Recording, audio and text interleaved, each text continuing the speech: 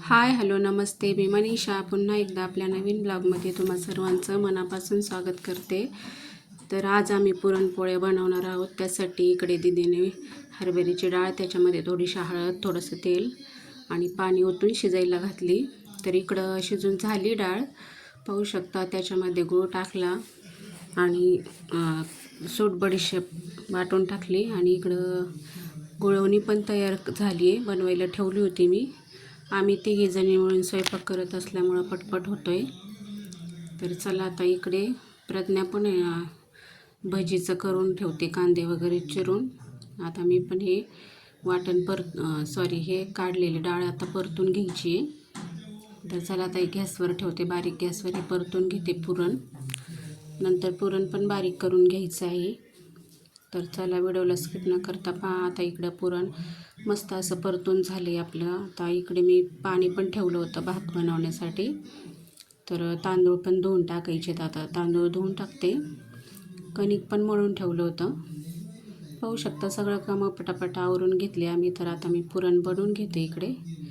आणि गरम गरम असल्यामुळं ते पटकन होतं बारीक, भाजतं हाताला पण होतं लवकर आणि चांगलं बारीक होतं. पुरण चांगलं झालं म्हणजे पोळी पण छान अशी बनते. तर चला आता हे खूप भाजत होतं माझ्या हाताला, पण तरी पण मी इकडं हे बारीक करून घेतलं पुरण. भात पण तयार झाला आहे. आता पोळ्या बनवून घेणार आहे. तर चला आता पोळ्या बनवून घेते. तर तुम्हाला आवाज येत असेल तर इकडं आमच्या पाठीमागे काम चालू आहे. तुम्हाला मागच्या व्हिडिओमध्ये पण दिसलं असेल. आणि मुलं पण टी व्ही पाहतात, त्याच्यामुळे त्याचा पण काही आवाज येऊ शकतो, तर प्लीज त्याला इग्नोर करा. तर इकडं मी थोडीशी कटाच्या आमटीसाठी ते वेळवणं पण काढून ठेवलं होतं, डाळ शिजलेलं पाणी. आणि चला आता पोळ्या बनवून घेते. तर छोट्या छोट्याच पोळ्या बनवते मी, काही जास्त मोठ्या अशा काही जणं खूप मोठ्या पोळ्या बनवतात असे तवा भरून. तर मी छोट्याच बनवते. तर पहा चला, माझ्या पोळ्या तुम्हाला कशा वाटतात कमेंट करून सांगा.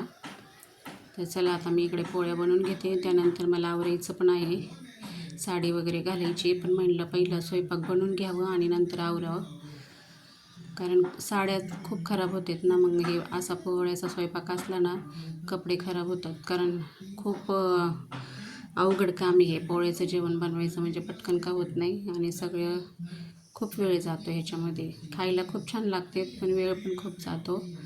तर चला आता पोळ्या बनवून घेते. तर माझ्या पोळ्या तुम्हाला कशा वाटतात हे आपण मला सांगा. तर पाहू शकता अशा प्रकारे पोळ्या बनवल्यात. आता मला राडा पण दिसत असेल आमच्या किचनवरती, पण आता कसं हा स्वयंपाक बनवायचा म्हणला की राडा होतोच, प्रत्येकाला माहितीच आहे. तर समजून घ्या.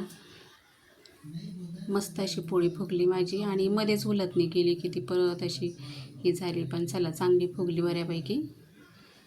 मला पण काही एवढं नाही जमते, पण तरी मी प्रयत्न करतच असते प्रत्येक गोष्टीचा. तर चला बघू शकता अशा पोळ्या झाल्यात माझ्या.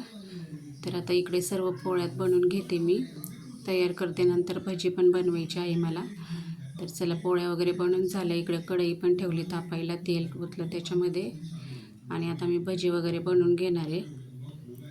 तोपर्यंत चाललं आहे मुलींचं पण बाकीचे कामं आवरायचे. पोळ्याचं जेवण बनवायचं म्हणलं ना की खूप आदबत घ्यावं लागते.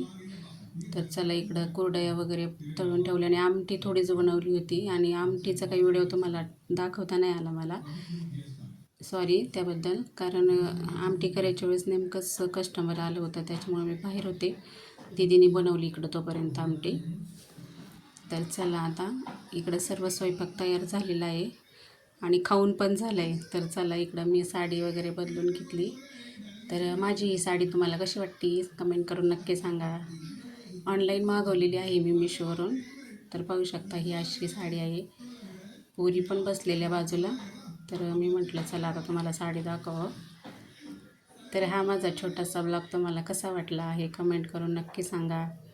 व्हिडिओ आवडल्यास लाईक, शेअर, सबस्क्राईब करा. तर पाहू शकता अशा प्रकारे साडी आहे. कशी वाटते कमेंट करून नक्की सांगा. तर मी अशी तयार झाली होते. तर चला माझा हा छोटासा ब्लॉग तुम्हाला कसा वाटला कमेंट करून नक्की सांगा. व्हिडिओ आवडल्यास लाईक, शेअर, सबस्क्राईब करा. चला बाय.